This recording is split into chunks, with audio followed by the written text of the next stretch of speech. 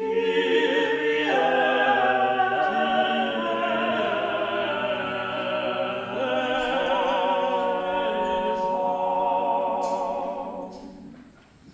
the extraordinary form of the Roman Rite, we receive communion kneeling, assuming we can kneel, and on the tongue.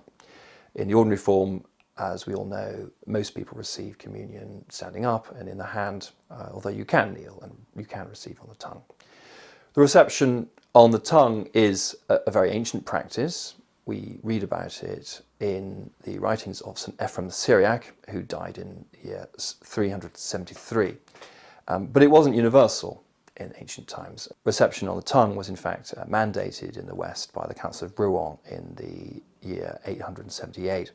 Similarly, kneeling, we read about people kneeling for communion from the 6th century in the West, but again it wasn't universal. In both cases, the current practice of the extraordinary form took many centuries to develop.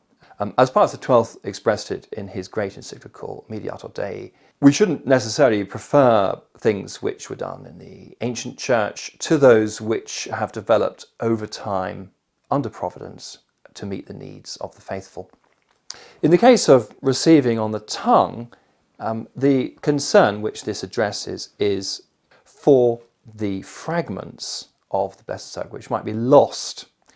And we find in St. Cyril of Jerusalem, who of course talks about receiving communion in the hand, he says that the fragments of the Blessed Sacrament are more precious than gold dust.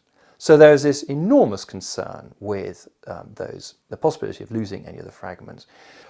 If you have that kind of concern, there's a difficulty with receiving in the hand, and the way they addressed that at the time was to have a number of ritual washings of the hands, before and after. This response, which was a very serious-minded one, was nevertheless not the ideal. Reception on the tongue deals with all those sorts of problems in a very practical and straightforward way.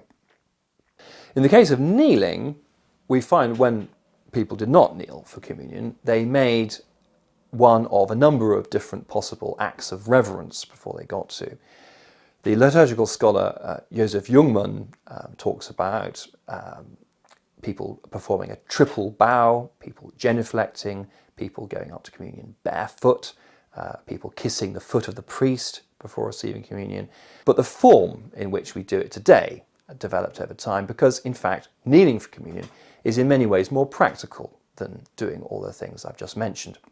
Kneeling is the key act of reverence that we understand in our culture, and indeed this goes right back to the time of the New Testament. You have people kneeling before our Lord.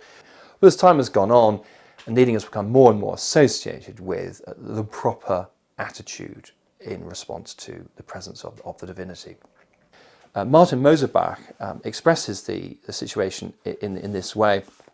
If people who have been kneeling for 1,000 years suddenly get to their feet, they do not think, "We're doing this like the early Christians who stood for the consecration." They are not aware of returning to some particularly authentic form of worship.